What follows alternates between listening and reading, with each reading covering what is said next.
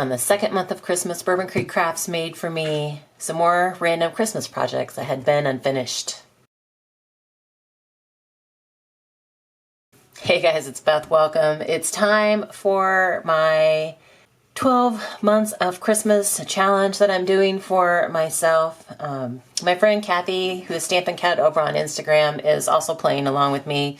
But this is just a challenge that I'm doing for myself to encourage myself to create Christmas projects each month throughout the year, so that by the time I get to all of our fall craft shows, which we have, the bulk of our shows happen between September and December, and I'm always trying to finish Christmas projects at the last minute, and I never get finished making all that I want or all that I should.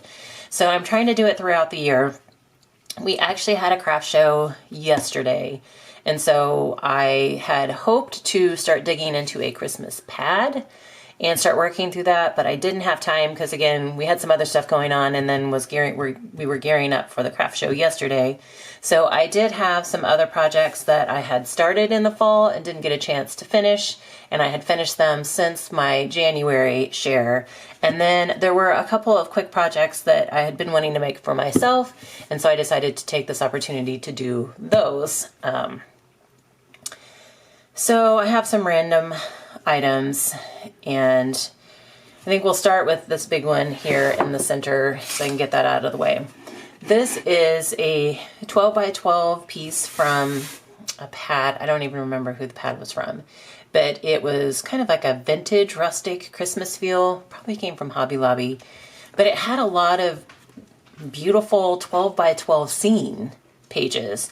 And so I had made some signs in years past that were like this. This is just like a 12-inch piece of wood that we had, and then my husband was kind enough to build a frame around it so that it was a frame sign. And I had actually made a fall sign with this years ago, and I didn't like how it turned out. I reused the frame, and it is a two-sided frame. I'll flip it over here in a minute. But this is the Christmas side, and I just love the vintage, car with the tree on top. And I didn't add any wording to it because my thought is it'd be a good layering frame. So I have in my stash, I had found a bunch of like cool empty frames, like just there was no backing, no picture in it. It was just a frame. And so my kind of idea has been to use those. If I can find something, I don't know if I can find my some pins on Pinterest that I've saved. My thought is to use it on top of a cabinet I have in my one side of my craft studio. So I decided not to add any wording to it because I thought it would be a great kind of layer behind a smaller frame that maybe did have some words on it. So it's a two-sided frame. This was a blank side I hadn't done anything to, so I added the Christmas print to this.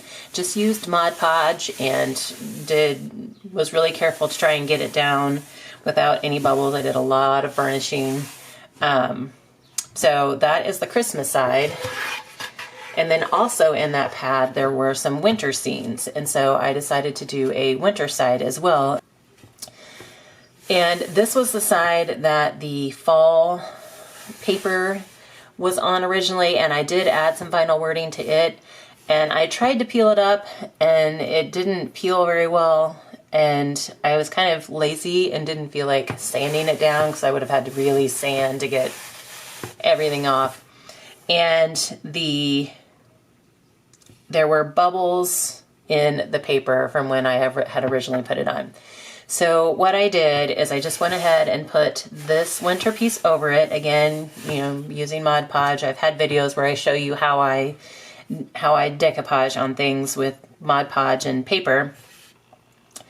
But then I burnished it as much as I could, and then I let it sit for a while, and then I took I have some Teflon sheets that I use when I'm heat pressing, if I'm making shirts or something for myself. I put the Teflon sheet down I have a little mini heat press that is great for like pressing small things, but I decided to go with this one because I could get it into the corners and I could maneuver it a lot better on this frame. So I used the heat press on top of the Teflon sheet and just really made sure to go and smooth it out. And what that does is it reactivates any of the Mod Podge and kind of it melts it enough that you can really work your paper in. So I've seen people use that instead of burnishing in videos in the past, and I kind of dismissed that idea because I thought, well, I do a really good job of burnishing, but in this case, the fact that it reactivated the Mod Podge and it also reactivated the layer underneath this, so it really helped me kind of smooth that out. So this, like I said, is just for me. So I have a double-sided frame. And then a quicker project that I finished for myself is my husband had cut some plywood, like mini signs that we were going to use for tier tray sets. And like there was some engraving on this side, but then something didn't come out quite right. And so I thought, well, rather than waste the wood, I could just cover, you know, the partially engraved side with some paper. So I did. I just took some red plaid, and I already had this Merry Christmas in my stash because I had the intention of doing something like this in the past. So this is just white vinyl, and again, I just used Mod Podge to put the paper on the plywood piece, and then added my vinyl and then sealed it all up. So that's just for me for like a tier tray or for a small grouping for next year for Christmas. And then I had some projects that I did finish for craft shows. We had our show yesterday and I did sell some of those. So I had 3 left of these, and so I went ahead and pulled these in. We had a bunch of these little, they're actually baby Jesuses. Baby Jesus.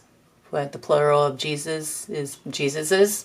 I don't know. If you know, let me know. But we had done some little nativity trios, like Mary, Joseph, and baby Jesus, like kind of out of like, they were kind of like a blocky little nativity trio. But we had a bunch of the baby Jesuses left, and I've been holding on to them for years, trying to figure out how I could use them.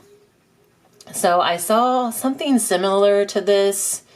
It was either in a video or on Pinterest sometime last year. And so I think I managed to make one up before a show last year, and it sold right away. And so my husband had already had a bunch of these wood blocks cut and stained, and all I had to do was just finish them off. But it's, you know, like a faux book stack, and I took some vinyl and cut out the words, "Oh, come let us adore him." And then I added the baby Jesus on top, and then just kind of came in with some different ribbons. I'm trying to figure out, I think I used different ribbons on all of the ones that I did, and then these were the ones that were left. But I'm trying to figure out like which one looks best. So if you have a preference, let me know. That would be helpful, like when I'm making some more of these. But this one was just some kind of striped blackish gray ribbon that I had, and then did a bow. This one, it was actually like a burlap ribbon tape, and I've been trying to use it up, so I decided to use it for what goes around the book stack. And then on top, I couldn't do a bow with this, so I just kind of did a messy bow with some lace and white ribbons and khaki twine colored ribbon and twine. And then this one, I just did black and white check, and then I did a double bow on top with some of the black and white check, and then just a khaki ribbon. So here's that project. And again, if you have a ribbon preference, let me know.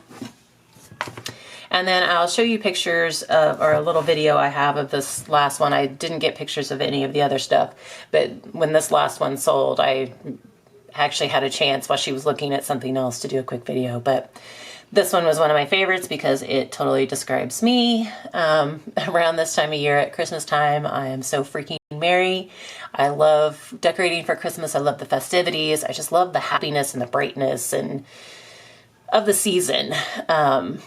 But then on the other side for winter, I am so freaking cold all of the time. So this was a block that described me, and the ones that sold, everybody's like, oh my gosh, this is me. So I will definitely have to make some more of those for future shows. But sorry, I know this isn't a lot for this second month of Christmas projects, but like I said, hopefully next month I can start diving into some Christmas pads, and we'll be able to do some, you know, like work along with me type videos too. But again, be sure to check out Kathy Who's Stampin' Cat over on Instagram. But thank you guys so much for watching, and I hope you all have a very crafty day.